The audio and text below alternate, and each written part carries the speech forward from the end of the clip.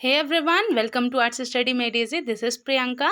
तो हमारी क्लास 8 की ज्योग्राफी सीरीज़ चल रही है, जिसमें हम क्लास 8 ज्योग्राफी एनसीईआरटी को चैप्टर वाइज डिस्कस करते हैं। ठीक, तो हमारी इसी सीरीज़ में हमारा चल रहा है चैप्टर नंबर 2, जो कि है land, soil, water, natural vegetation and wild life.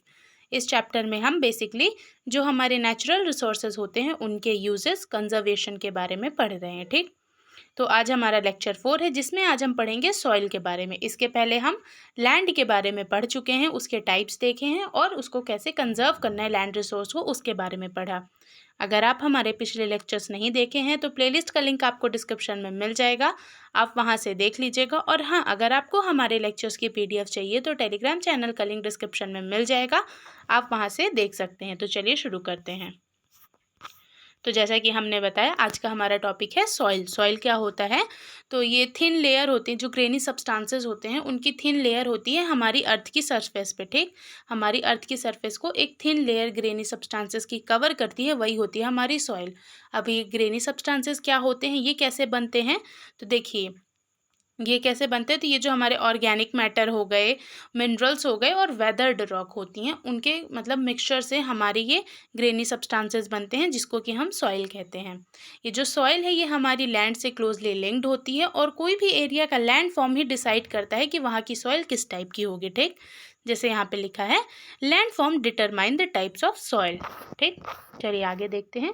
अब यहाँ पे बता रहे हैं वेदरिंग के बारे में। मतलब ये जो हम अभी बात करें कि भाई ऑर्गेनिक मैटर, मिनरल्स और रॉक के जो वेदर्ड रॉक के टुकड़े होते हैं उनसे मिलके बनी होती है। तो यहाँ पे बता रहे कि ये रॉक के टुकड़े होते कैसे हैं। तो ये एक प्रोसेस होती है जिसको कि हम वेदरिंग कहते हैं, उससे होता है। वेदरिंग क्या होता है? तो देखिए, ग्लॉसरी में हमारा दिया है, the breaking up and decay of exposed rock by temperature changes, frost action, plant animals and human activities. तो इसमें कह रहा है कि रॉक का टुकड़ा, जो भी मतलब रॉक है जो हमारे नेचर में एक्सपोज है, बाहर की ओर है लैंड के, तो उसका टेम्परेचर चेंजेस के कारण, फ्रॉस्ट एक्शन, प्लांट एनिमल या हमारी किसी एक्टिविटीज़ से टूटना छोटे छोटे टुकड़ों में, वही हमारा क्या है, रॉक का मतलब वेदर होना। ठीक, जो कि यहाँ पे लिखा है वेदर्ड रॉक, हम उसी को कहते हैं। ठीक, चलिए, the right mix of mineral और organic matter make the soil fertile. ये जो ऑर्गेनिक मैटर और मिनरल्स होते हैं, इनका क्या काम है? तो इनका परफेक्ट मिक्सचर डिसाइड करता है कोई भी सॉइल की फर्टिलिटी को, या सॉइल की फर्टिलिटी को जनरेट करता है क्या? मिनरल और ऑर्गेनिक मैटर का मिक्सचर।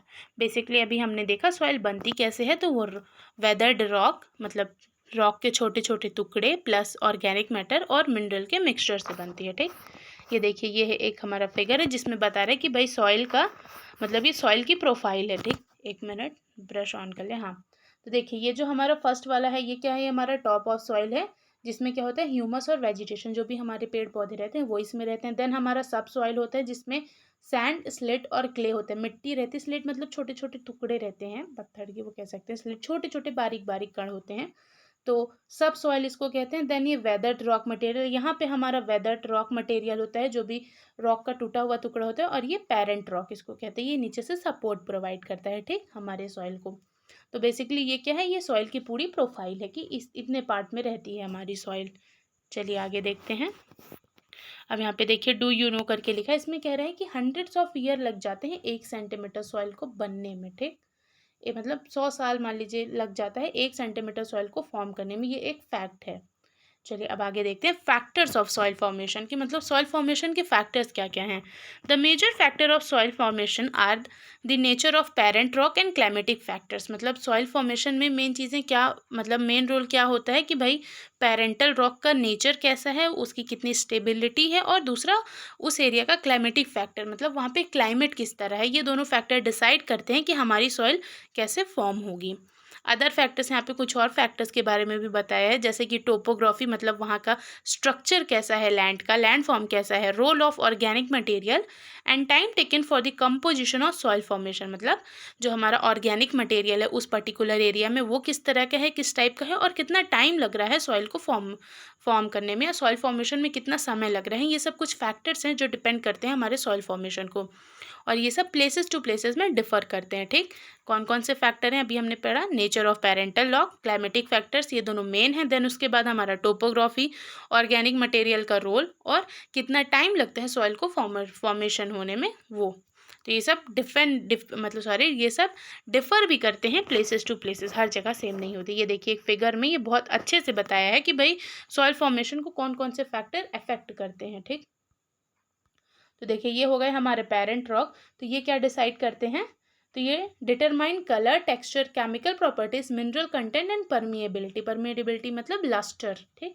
तो ये क्या डिसाइड करते हैं, कोई भी सॉइल का कलर डिसाइड करते हैं, टेक्सचर डिसाइड करते हैं, उसकी सॉइल की केमिकल प्रॉपर्टीज़ कैसी होंगी वो डिसाइड करते हैं हमारे पेरेंटल लॉग। देन रिलीफ देखते हैं, तो रिलीफ मतलब उसका एरिया, उसकी ऊंचाई कितनी है। तो altitude and slope determine accumulation of soil, मतलब जो हमारा रिलीफ है वो क्या डिसाइड करता है, एक्यूमुलेशन ऑफ सॉइल, मतलब उस एरिया में कितना सॉइल इकट्ठा होगा।